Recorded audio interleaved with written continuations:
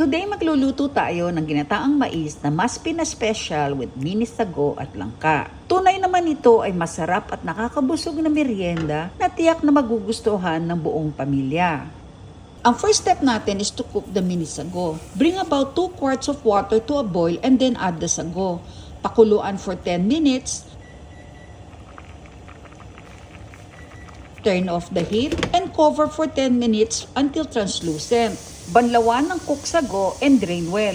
Mahinang apoy lang ang pagluluto sa coconut milk at do not boil para hindi magkulta or mag-separate. Para level up ang lasa at texture, gumamit ako dito ng fresh corn instead of canned. I-cut lang with a sharp knife ang mga corn cobs para mahiwalay ang corn kernels. Dahil mas matagal silang maluto, add the kernels first sa coconut milk at simmer lang until almost tender. Pag halos luto na ang mga kernels, ilagay ang glutinous rice. Haluin to distribute at continue to simmer. Check and stir regularly para hindi manikit or masunog.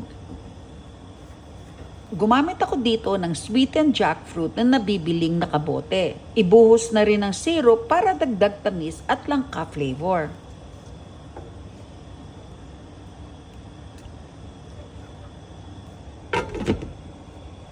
Mag-add ng coconut cream or kakanggata for extra richness and creaminess. Continue lang ang pag-simmer until malambot at nag-expand na ang malagkit na kanin.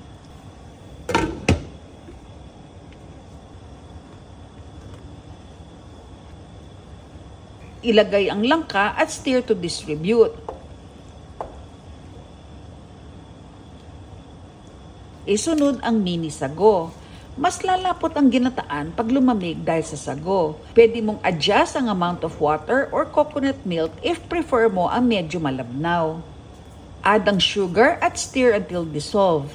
Dahil sweetened na ang langka syrup, binawasan ko na rin ang asukal. Also remember, magme-mellow ang tamis pag malamig na ang ginataan.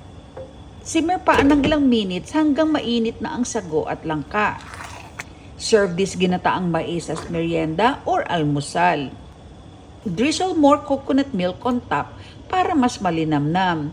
Enjoy!